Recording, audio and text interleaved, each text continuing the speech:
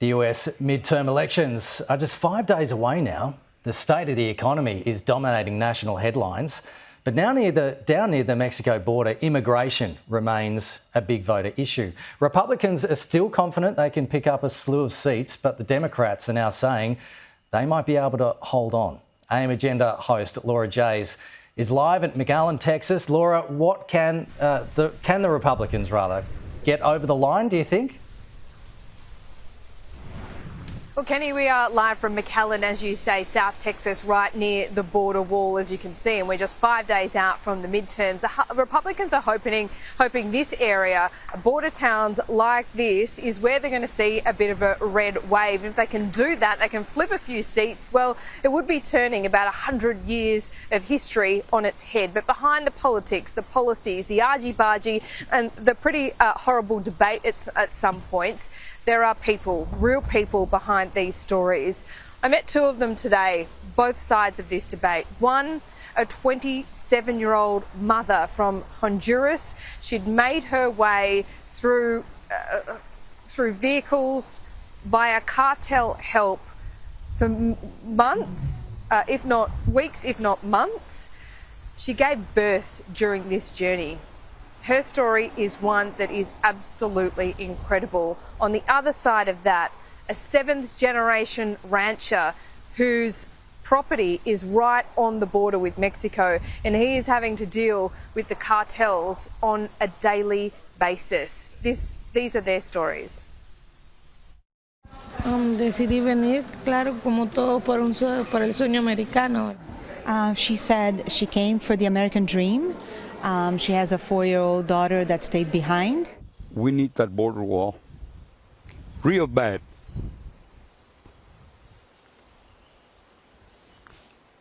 But the moment we changed presidents, that border wall construction stopped. We'll bring you their full stories next hour, and they're ones you don't want to miss, I can tell you that. But getting back to the politics and what happens here in the midterms, the Republicans are still banking on that red wave, because what has really exercised people is the record number of migrants that have crossed the border this year. 2.2 million and counting right along the southern border. But in late information, the Democrats are saying, well, they may be able to hold off that red wave simply because it is non-compulsory voting in the United States, and they believe the voter turnout for the Republicans is not going to be strong enough. The latest polling and research information the local Democrat chair has is that only 18% of Republicans are going to turn out to vote in these two crucial districts. On the Democrat side, it's well over 50%. This is what Richard, the chair, said to me today. For Latino voters, the immigration issue seems to be one that's front of mind for them. Explain to me why they seem to be turning to the Republican Party when they're migrants themselves, some of them very new. It's a very weird state of mind to try to get into. I don't understand it myself. Look, coming from a border community, we see this on a daily basis, people coming across the border. A lot of people do have family that have come over and made perfectly fine lives. I think that the issue gets blown up out of control. No one's taking anybody's jobs. The immigrants that are coming across the border are taking jobs that nobody wants. Let's just be realistic about that. Do we need to protect our border better? Yeah, I agree. I'm not going to say that we don't. Do we have issues that need to be addressed? Absolutely. But I think it's just that the Republican Party has done a really good job at national messaging. And I think that their message has resonated with a lot of people. And I feel that as Democrats, we can do a better job at the national level to basically create a better message and to contradict everything that the Republicans are saying, because as of right now, we don't do a good job of doing that. Thousands of people in this county cross the border almost every day. 2.2 million across the entire southern border, a couple of states there. Would you admit that under the Democrats, you've lost control? I don't want to say we've lost control. I think that this has been a problem that has been ongoing for presidents before us. I just think that nobody has taken an effort to actually focus in on immigration and try to come up with some type of bipartisan legislation to make it better. But something's happened, Richard, because it's got worse. This year is a record. I wish I could tell 2 you years ago why that it was is. half the number. Well, something changed there. Presidents changed. I wish I could say. I don't know. I don't know. I mean, do I wish that President Biden would talk more about immigration? Yes. But it's just not there. Do you think that's what people in this county want to hear? I think immigration is just one of a few issues that they want to talk about. I think that the issues are kind of coming in waves. 3-4 months ago, it was about a woman's right to choose. That was the hot topic. Everybody was angry about it, as they should be. And then we had the Uvalde shootings. We had gun control taking over, a big topic. Now we're getting into immigration's always kind of in the background, but it's never on the forefront. Okay. And that's the issue that we run into. So the Republicans make border security their #1 priority, while Democrats we spread amongst a bunch of different issues. And so you don't hear you don't hear Republicans talking about abortion right now. You don't hear them talking about gun control. You don't hear them talking about Medicare, Medicaid, or Social Security benefits. Their one issue is border security, and they're harping on it. So And it might work for them. it might. Only time will tell. I mean, we'll know in a couple of days, I guess, if that messaging was on point or if they still have a lot of work to do. Richard, tell me, do you like the wall? You know, the wall symbolizes something that I think down here as a border community, growing up close by it, you know, it's just not who we are. That's never been who we were. Did it work? No. I can tell you right now, people are going to cross, they're going to cross one way or another. The wall is more symbolic because if someone is going to come across the border, trust me when I tell you, they're going to find a way to do it.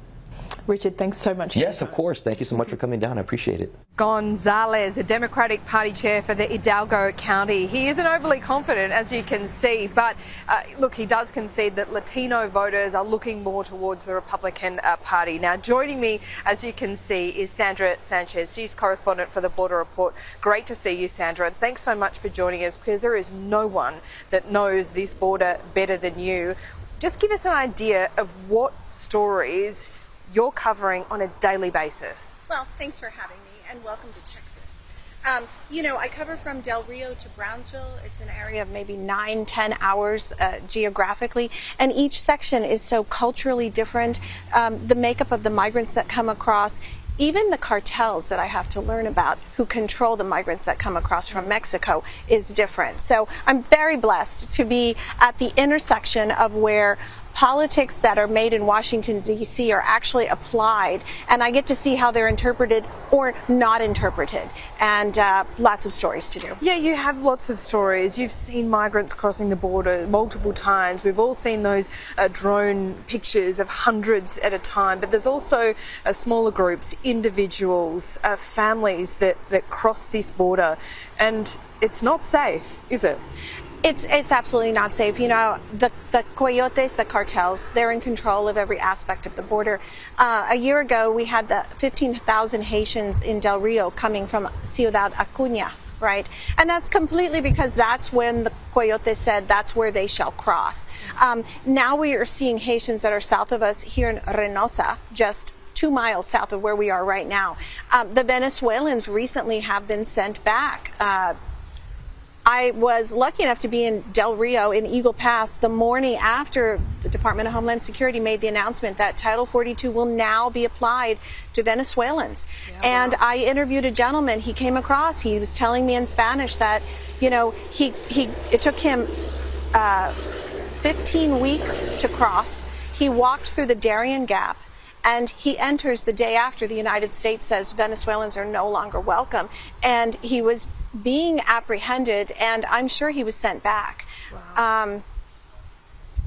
So what about the politics then? Because we hear spin from both sides, the Republicans and the Democrats. We heard some of that today perhaps as well.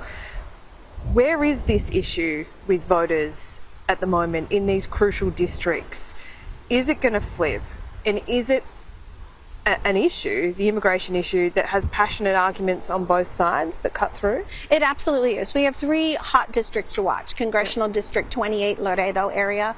Here is District 15 and District 34 on the Gulf Coast, where we right now have a sitting Republican congresswoman for the first time in over a century. Mayra Flores took the special election in June, and she is poised to continue to keep that seat. Earlier today, I interviewed Congressman Vicente Gonzalez as he placed his vote in this tiny little town of Elsa, Texas.